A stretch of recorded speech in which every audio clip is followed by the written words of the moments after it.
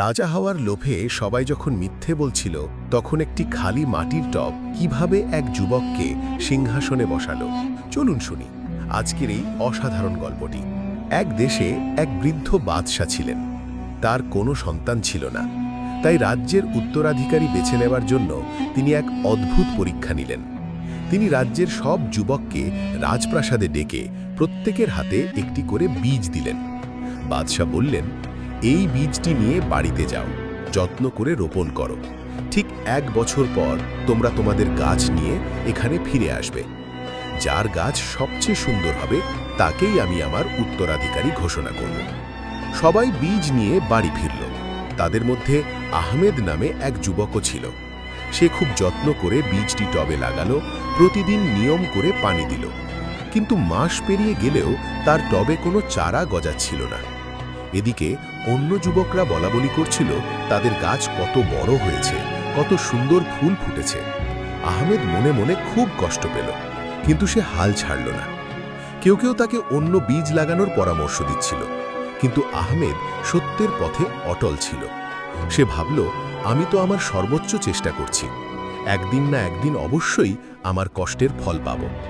1 বছর পূর্ণ হল। সব যুবক রাজপ্রাসাদে হাজির। সবার হাতে বড় বড় রঙিন ফুলের গাছ, শুধু আহমেদের হাতে একটি খালি মাটির টব। সবাই তাকে দেখে হাসাহাসি করছিল। বাদশা একে একে সবার গাছ দেখলেন এবং শেষে আহমেদের খালি টবটির সামনে এসে থামলেন। তিনি জিজ্ঞেস করলেন, তোমার টবে কোনো গাছ নেই কেন? আহমেদ মাথা নিচু করে বলল, জাহাপনা, আমি সারা বছর অনেক যত্ন করেছি, কিন্তু এই বীজ থেকে কোনো চারা গজালো না। আমি লজ্জিত। বাদশা তখন আহমেদের মুখের দিকে তাকিয়ে মুচকি হাসলেন এবং সবার সামনে ঘোষণা করলেন, আজ থেকে এই যুবকই হবে এই রাজ্যের পরবর্তী বাদশা। সবাই অবাক হয়ে গেল। বাদশা তখন আসল রহস্য ফাঁস করলেন। আমি গত বছর তোমাদের সবাইকে যে বীজগুলো দিয়েছিলাম সেগুলো ছিল সেদ্ধ করা মৃত বীজ। সেই বীজ থেকে কোনোদিন চারা হওয়া সম্ভব নয়। তোমরা সবাই রাজা হওয়ার লোভে আসল বীজ ফেলে দিয়ে অন্য বীজ লাগিয়ে গাছ নিয়ে এসেছো।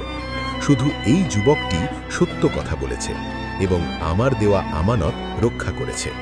তার এই সততাই তাকে আজ সিংহাসনের যোগ্য করেছে। বন্ধুরা, দুনিয়ার ছোট ছোট লাভের জন্য কখনো মিথ্যের আশ্রয় নেবেন না, কারণ সততা আপনাকে এমন উচ্চতায় নিয়ে যাবে যা আপনি কল্পনাও করতে পারবেন না।